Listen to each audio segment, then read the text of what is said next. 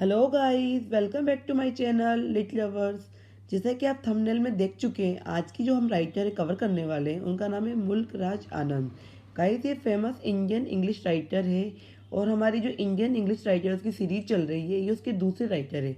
इससे पहले मैं एक राइटर कवर कर चुकी हूँ। अगर आपने वो नहीं देखा है, मैं डिस्क्रिप्शन में उसका लिंक मेंशन कर दूंगी, आप वहाँ से उसे देख सकते हैं।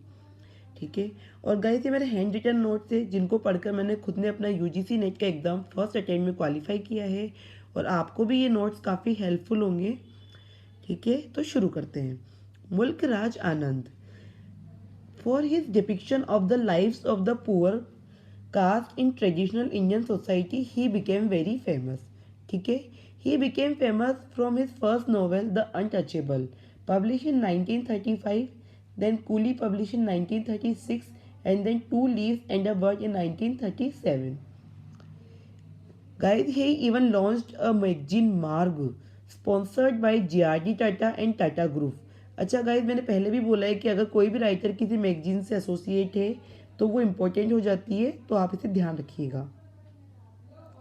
During this time he became friendship with the members of Bloomsbury Group. His literary career was launched by a family tragedy arising from the rigidity of Indian caste system. ठीक है, his first novel was in response to the suicide of his aunt, who excommunicated by her family for sharing a meal with a Muslim girl. तो guys, इनकी जो family थी वो काफ़ी, हम कह सकते हैं, ऑर्थोडॉक्स थी और इनकी आंट ने एक बार अपना खाना एक मुस्लिम गर्ल के साथ शेयर कर लिया था और इस वजह से उनकी पूरी फैमिली ने आउटकास्ट कर दिया था और जिसकी वजह से मुल्कराज आनंद की आंट ने सुसाइड अटेम्प्ट कर लिया था। इस इंसिडेंट से ये बहुत इफ़ेक्ट हुए। ठीक है, और उन्होंने इस वर्क के बारे में और इसी तरह के जो कस्टम्स थे या फिर जो ऑर्थोडॉक्स थिंकिंग थी उसके बारे में बहुत अच्छे से लिखा। He known as Charles Dickens of India because Charles Dickens also wrote on the social issues, the normal trouble felt by a normal people in society. Now, novel introduction written by A.M. Foster of Untouchables.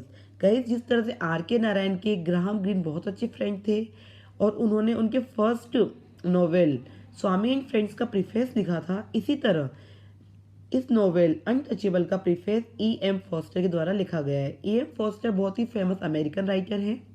Then, while working T S Eliot magazine the Criterion, he participate in Spain civil war also and although he was more journalism than military. अच्छा guys, चूँकि ये foreign में इन्होंने बहुत सा time बिताया है, ठीक है, तो when the Spain civil war चल रही थी तब ये वहाँ पर भी शामिल हुए थे। इन्होंने वहाँ पे एज अ टाइपराइटर वर्क किया था rather than involving in military. ठीक है, and he spent very much time in foreign countries, BBC London, where he became friend of George Orwell. Guys, George Orwell famous writer है। इनका Animal Farm publish in 1945 बहुत ही famous है। Orwell's give the title of his novel the sword and the Sickle. तो Orwell ने इनके एक novel का टाइटल भी दिया था। He was founding member of progressive writers association also. He died due to pneumonia in Pune 2004। इनके नॉवेल्स की बात कर लेते हैं guys. Untouchable, then coolie, then to leaves and a bird, then the village 1939, across the black water 1939, the sword and the sickle 1942। Guys, ये तीन novels की series है, जैसा कि मैंने आप मेंशन भी कर रखा है।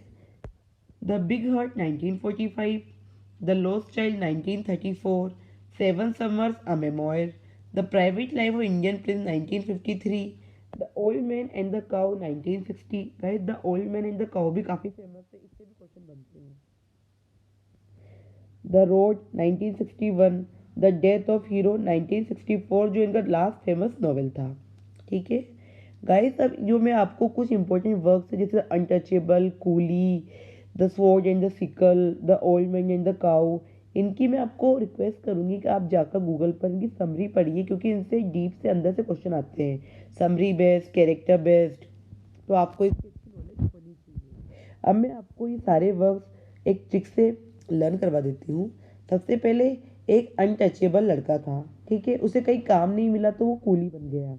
ठीक है, सबने उसे लीव कर दिया था। वह एक विलेज में रहता था। विलेज था अक्रॉस द ब्लैक वाटर। ठीक है, यह बच्चा अपने साथ 10 वॉट एंड सिकल रखता था।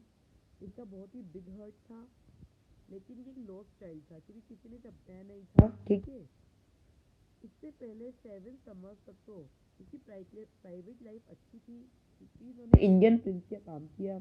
उसके बाद एक ओल्ड वुमेन थी, एन ओल्ड वुमेन एक गाँव की हाइट में काम किया, वहाँ भी इसकी लाइफ अच्छी भी थी।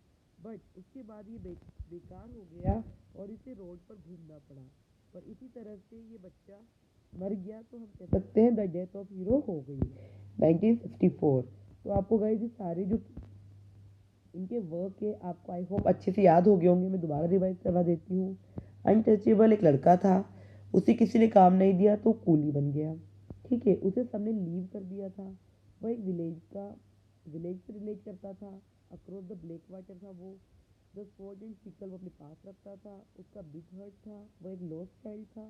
7 समर्स तक तो उसकी लाइफ अच्छी चली क्योंकि वह एक इंडियन प्रिंस के काम करता था। उसके बाद एक ओल्ड वुमेन ने भी उसको अच्छे से रखा, बट फिर उसको रोड पर घूमना पड़ा और इसी तरह द डेथ ऑफ हीरो हो गई।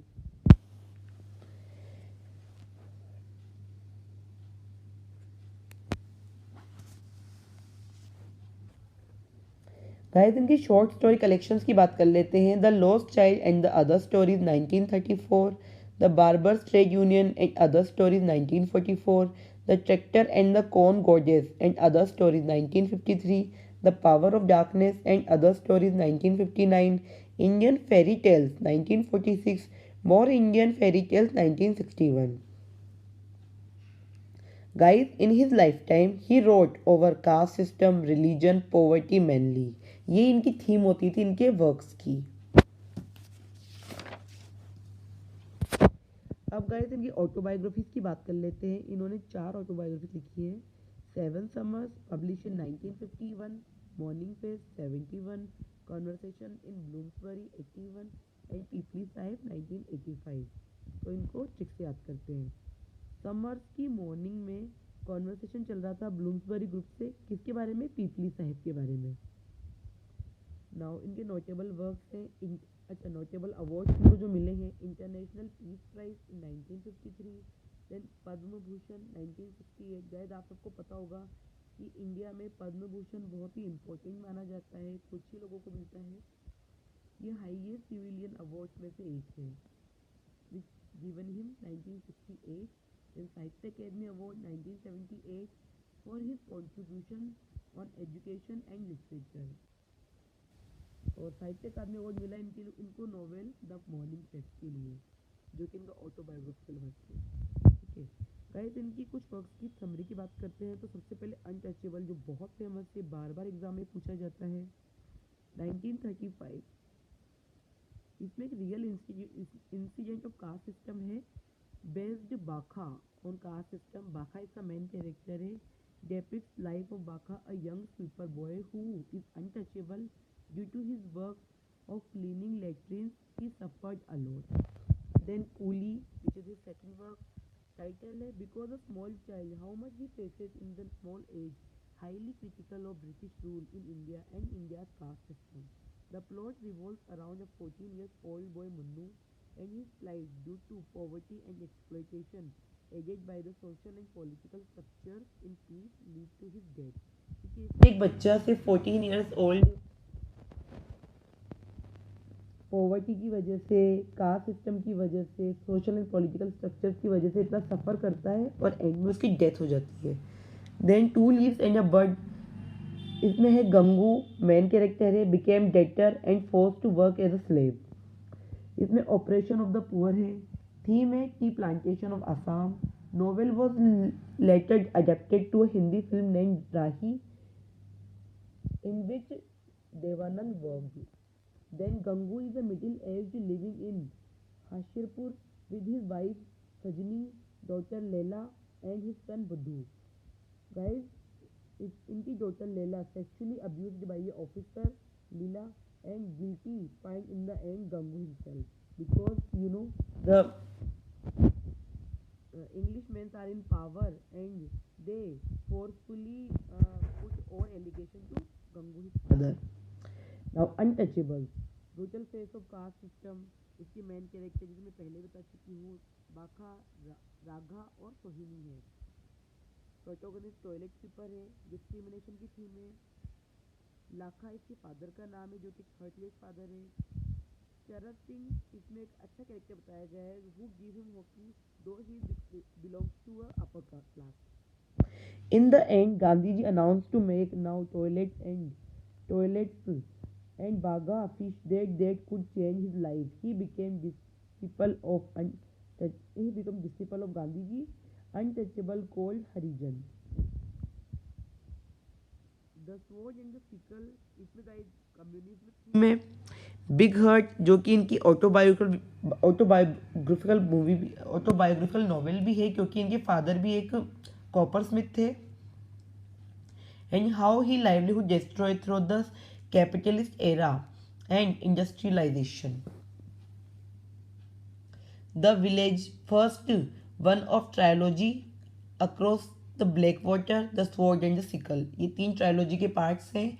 इसमें मेन कैरेक्टर लाल सिंह है जो स्टोरी पूरी इसी के इर्द गिर्द रिवॉल्व होती है in the Punjab. The plot centres on Indian political structure and brutal British rule.